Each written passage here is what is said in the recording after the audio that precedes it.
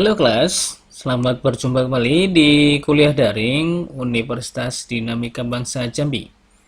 Hai kelas, ini adalah pertemuan yang ke-9 khususnya untuk mata kuliah Keamanan Sistem Informasi. Semoga kelas semuanya dalam keadaan sehat. Oke kelas, di pertemuan sebelumnya kita sudah membahas tentang evaluasi keamanan sistem informasi.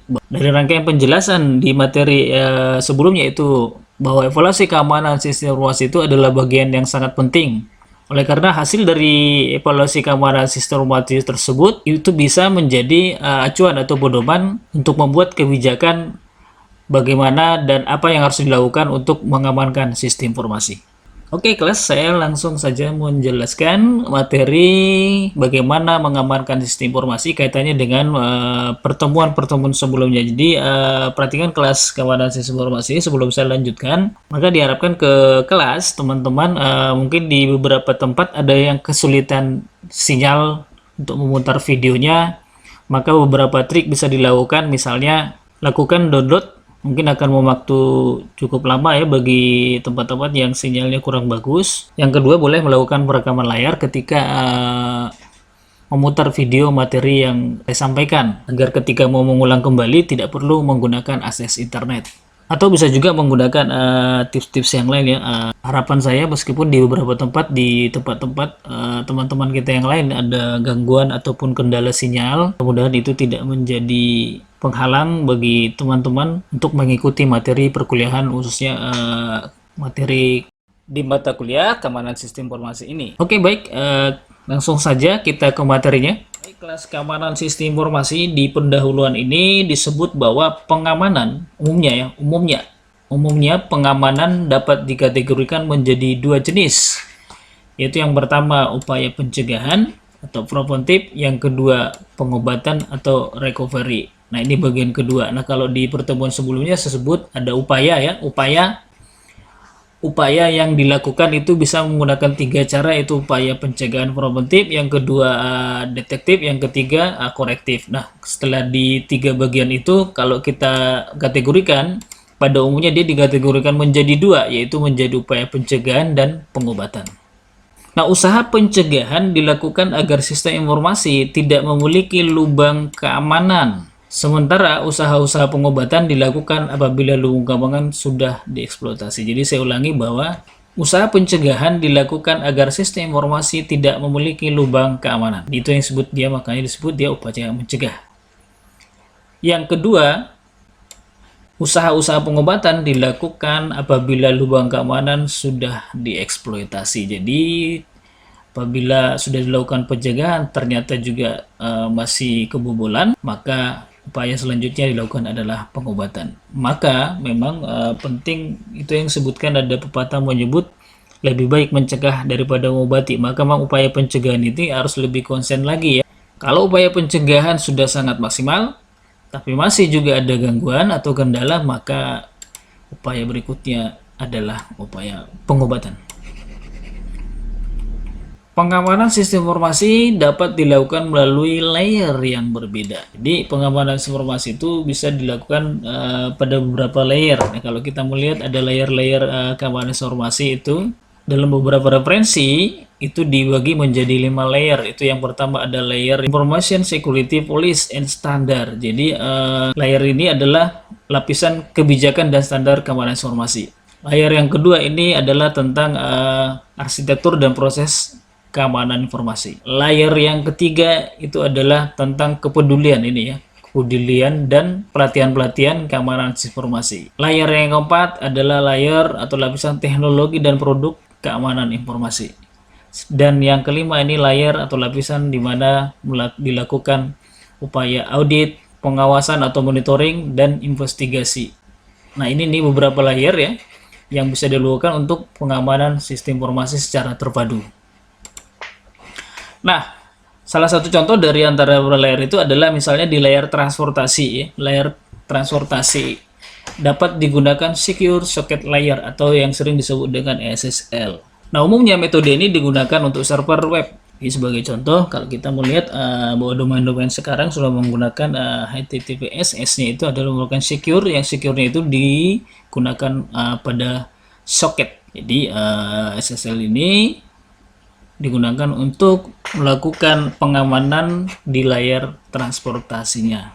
Nah, secara fisik, sistem Anda dapat juga diamankan dengan menggunakan firewall. Ya, betul. Jadi, selain SSL, bahwa sistem kita juga bisa dilakukan pengamanannya dengan menggunakan firewall. Nah, firewall ini adalah bagian yang memisahkan antara sistem, ya, sistem Anda dengan internet. Jadi kalau saya analogikan ini, firewall ini memisahkan antara jaringan lokal dan jaringan luar.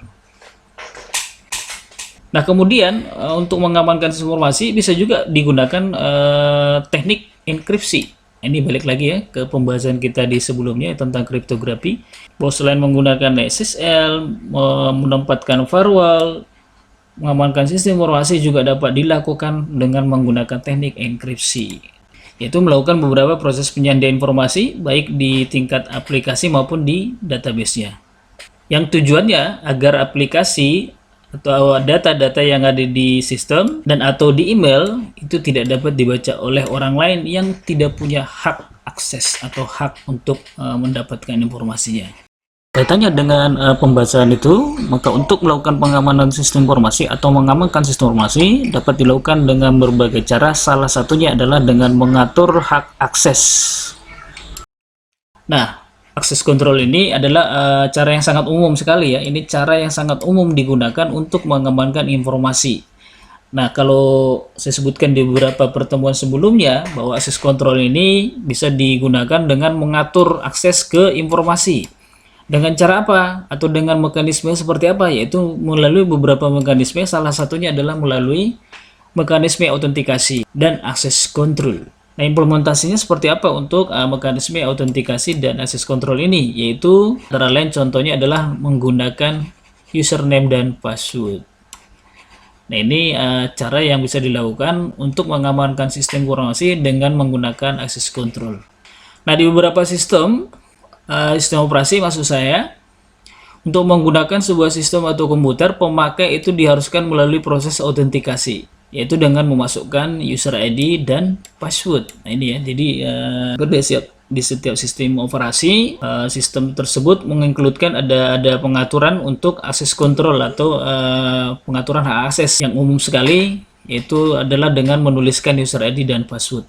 Nah, ini mekanisme user ID dan password ini seperti apa dia teknisnya di sistem. Nah, teknisnya di sistem adalah bahwa informasi yang diberikan, maksudnya diberikan ini adalah diberikan oleh si pengguna terhadap user ID dan password itu akan dibandingkan dengan user ID dan password yang tersimpan di sistem. Di user ID yang dimasukkan, user ID dan password yang dimasukkan oleh user itu akan dibandingkan oleh sistem dengan user ID dan password yang berada di sistem. Yang artinya apabila keduanya valid, antara user ID yang dimasukkan diinputkan dengan yang tersimpan di database, kalau valid maka pemakai atau user tersebut boleh atau diberikan izin untuk menggunakan sistem, atau dengan kata lain dia bisa masuk ke dalam sistem. Dan apabila salah atau tidak sesuai maka akses ditolak atau si pengguna yang ingin masuk tadi tidak bisa menggunakan sistem. Nah, bagaimana lagi mekanisme autentikasi tadi? Nah, untuk mengatur akses kontrol di bagian pertama tadi disebut bahwa informasi user ID dan password itu dibandingkan dengan informasi UDS password yang dimasukkan oleh user dengan yang ada di sistem. Nah, yang berikutnya bisa juga dilakukan dengan mekanisme bahwa informasi yang salah yang dilakukan oleh si pengguna ketika masukkan user ID dan password tadi itu bisa langsung dicatat di dalam berkas log. Nah, besarnya informasi yang dicatat bergantung kepada konfigurasi dari sistem setempat atau pemilik sistem.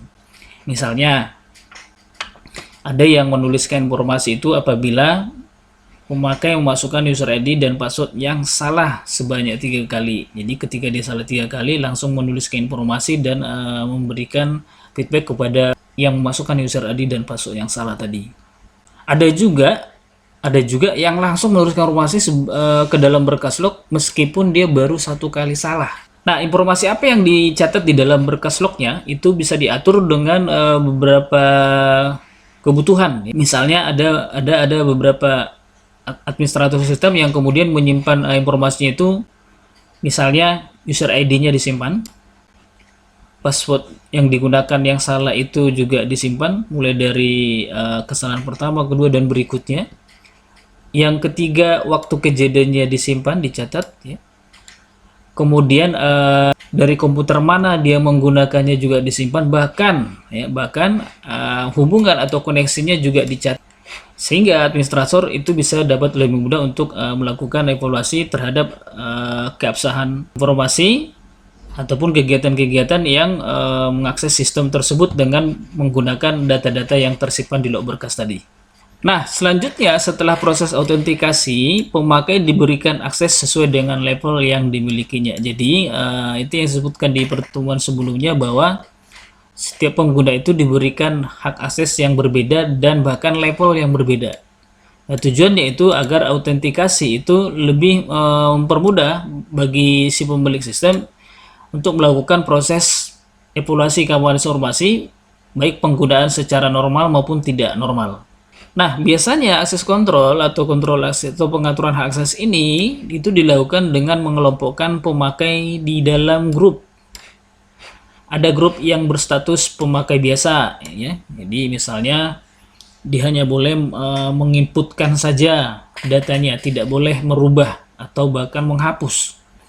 Ada yang sifatnya sebagai tamu, dia hanya boleh membaca, tidak boleh merubah atau bahkan menghapus. Dan ada yang administrator atau super user. Nah, super user ini biasanya dia memiliki akses lebih dari user-user biasa. Artinya bahwa administrator ini atau super user ini memiliki kemampuan lebih dari anggota grup yang lainnya. Pengelompokan ini disesuaikan dengan kebutuhan dari pengguna sistem. Jadi meskipun saya sebut tadi bahwa ada pemakai biasa yang bisa edit, ada yang pemakai biasa yang hanya bisa input. Kalau di beberapa pengguna ataupun pemilik sistem, status-status atau batasan-batasan tadi itu disesuaikan dengan kebutuhan dari penggunaan sistem yang ada di lingkungan mereka. Seperti contoh misalnya kalau di lingkungan kampus, ya, di beberapa fitur sistem itu dikelompokkan hanya untuk akses mahasiswa.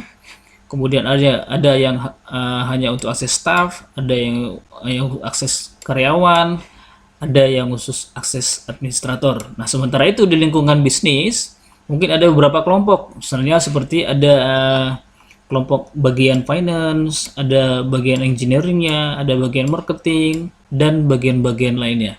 Jadi intinya bahwa proses autentikasi itu adalah bagian dari pengawalan informasi yang dilakukan dengan mekanisme akses kontrol. Oke, kelas keamanan sistem informasi, kita lanjutkan ke segmen 2 video materi berikutnya, yaitu video materi segmen 2.